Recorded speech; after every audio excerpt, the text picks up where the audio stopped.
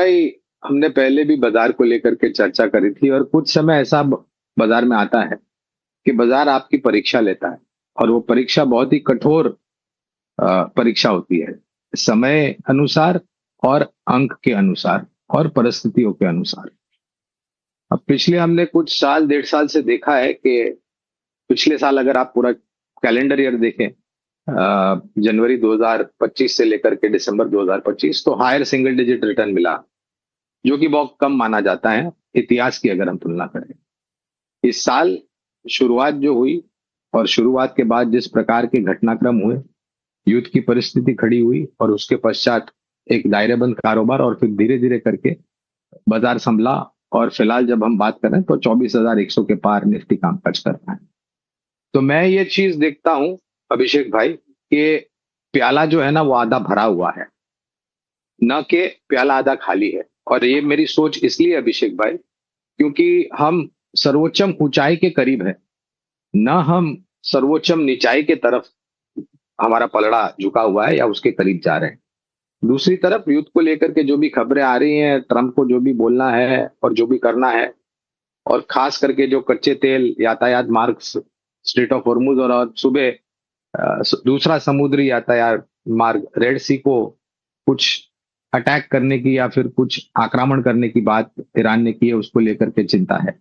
लेकिन इस सब के बावजूद अभिषेक भाई, एक मेरे ख्याल से बाजार ने, मैं ये मान के चल रहा हूं और ये मेरी निजी जी। सोच और विचारधारा है अभिषेक भाई, कि अब युद्ध की परिस्थिति और ट्रंप की टिप्पणियों को मेरे ख्याल से बाजार कुछ हद तक पीछे छोड़ दे रहा है, यानी कि डिस्काउंट कर रहा है।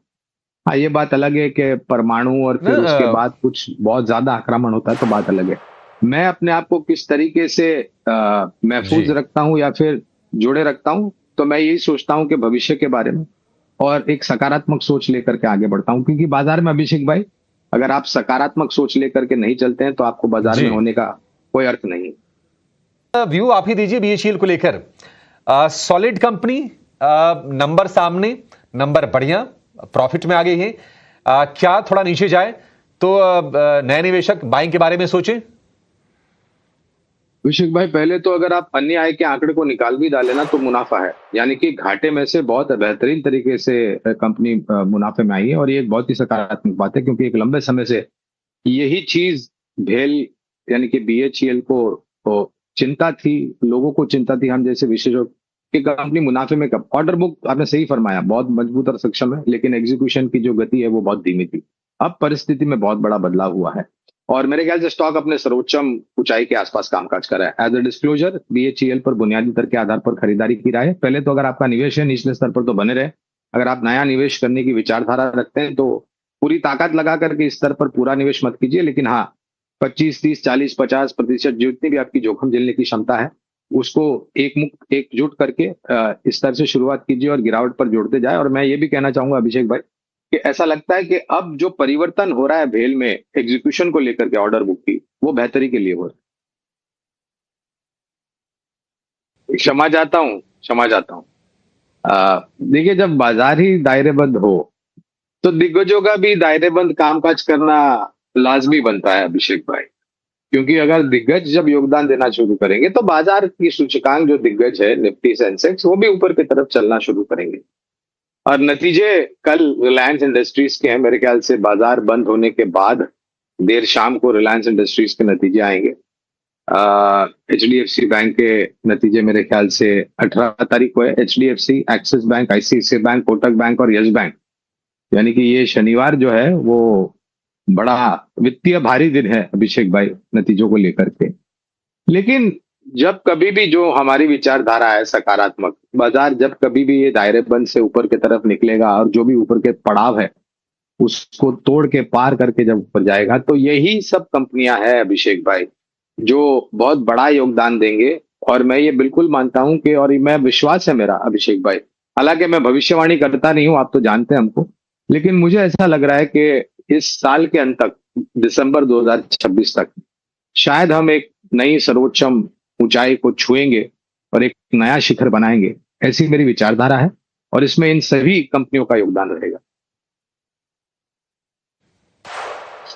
गौरांग सर से कि नतीजों को लेकर उनकी क्या उम्मीदें हैं और इन कंपनियों पर क्या राय उनकी है। गौरांग सर, आरआईएल और जेएसडब्ल्यू स्टील कल नतीजे आने वाले हैं, उसकी पूरी अपडेट एक तरह से आशीषा ने सामने रखी कि कैसे नतीजे आ सकते हैं। आपकी क्या उम्मीद है सर और क्या स्ट्रेटजी?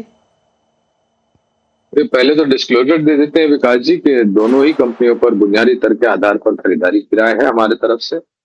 और मैं एक चीज मानता हूं विकास जी कि अगर आपका लंबी अवधि का नजरिया है तो तिमाही दर तिमाही नतीजों को ज्यादा तवज्जो देते हुए आपकी लंबी अवधि की निवेश की जो रणनीति है उसमें कोई बड़ा फेर बदलाव नहीं करना चाहिए अगर कुछ पहलियों पर अनुमान से थोड़े बहुत नीचे आंकड़े आए।